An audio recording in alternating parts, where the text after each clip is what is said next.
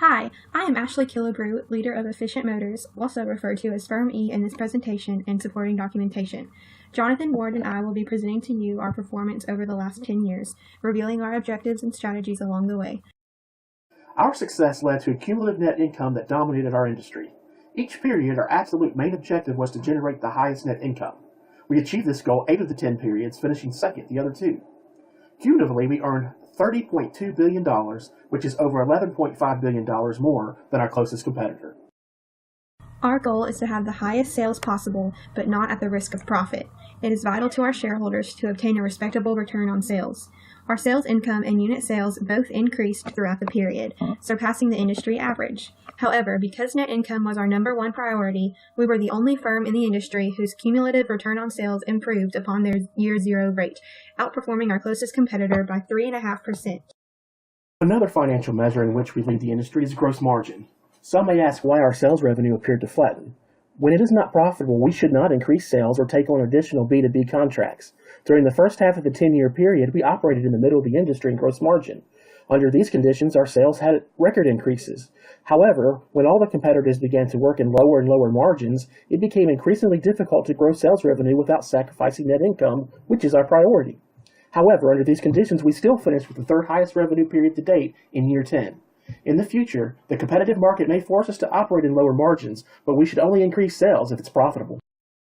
Our goal is to first aggressively pay down any high-interest short-term debt and then eliminate long-term debt. We were the first firm in our industry to eliminate their debt. This allowed us to lead the industry in having the lowest interest expenses. By utilizing cash to invest in CDs to the maximum allowed, we also lead the industry in interest earned. We were the only firm whose interest income exceeded their interest expense. Efficient Motors is also the industry leader in return on marketing. Our goal was to efficiently maximize our marketing spending while emphasizing new and upgraded models to the targeted segments with the appropriate themes. By factoring sales projections, we became more efficient, leading 9 of the 10 years, including the current period. Initially seen as a glaring weakness, it is our goal to efficiently increase our technology capabilities. Safety was especially concerning due to impending safety regulations. We began to increase capabilities every period for which we deemed it was fiscally responsible by remaining competitive. We were successful in improving our rating in each category, moving to being at least tied for first in safety and quality. Such research led to savings by lowering our cost of goods sold, for which we cumulatively led the industry by a 2.3% margin. Efficient Motors has a strong consumer portfolio. Our strategy is to have a product belonging to each of the consumer classes. We believe this diversification will allow us to more aptly address demand as consumer markets rapidly evolve. The eFiz is our model in the family class. Over the last 10 periods, it has undergone 2 major upgrades and 1 cost reduction project. Its major upgrade released in period 5 was the most successful single upgrade project for Efficient Motors, in which its sales increased by a whopping 85%. We target the 2F microsegment, the industry's largest, with this model. Its production contribution has trended upward. Before year 1, we made a $2,892 profit for each unit sold. After peaking, we now earn over twice that at $6,669 per car. The E-Struck has been a solid workhorse model for Efficient Motors. It has never undergone a major upgrade, but it did benefit from 5 minor upgrades, in which we tweaked attributes to match desires from our target microsegment 1T. Of all the original microsegments in the industry, this one has increased its market share the most. E-Struck has finished strong, increasing sales over the last 4 periods. The Euro was an early cash cow. As one of only 2 entrants in the utility class, it enjoyed record sales. It also has never undergone a major upgrade, but had 6 minor upgrades. As new utility models were introduced, sales were affected. The graph reflects this inverse relationship. However, the Euro still fills a strong role and has increased its sales by 12.9% in period 10. The Exploit, our entrant into the sports class, was our most successful new model launch. Introduced in period 7, it earned the highest market share in its target microsegment 3S. A future major upgrade will better target this microsegment. The Econocar has been another very successful model introduction. Rolling out in period 9, sales and market share for its target microsegment 1E have increased upon its inaugural campaign. Introduced into the minivan class in period 9 was the Evervan. While sales have underperformed, a major upgrade is imminent to redesign this model, targeting the emergent 4M microsegment. Like the Evervan, the effort in the AEV class will benefit most from a major upgrade. With this upgrade and improved concept testing, the effort will better target the emerging 1A market.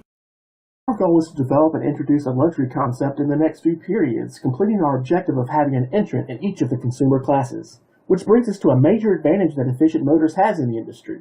All competitors currently have only 3 development centers in which to operate. Our 5 centers allow us to more quickly introduce vehicles into the market, as well as complete major upgrades to better target desired segments. Our B2B strategy was to pursue contracts only if it would return a profit. Efficient's first new model of the 10-year period was the Energy, its delivery vehicle. Since we were the only entrant in that class, we were able to be the preferred supplier for multiple companies, maximizing sales profits and leading to 2.1 million units sold. We were also able to use the E-stroke to secure a B2B contract, which led to sales of 64,000 units.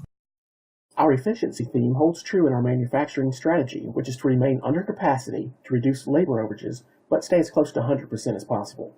Currently, we have room to grow as we are at 72.7% capacity. We also desire to avoid shortages, but keep less than 30 days inventory after each period to allow us to implement minor upgrades more readily. Our firm has had the highest dealer rating for the extent of the 10-year period.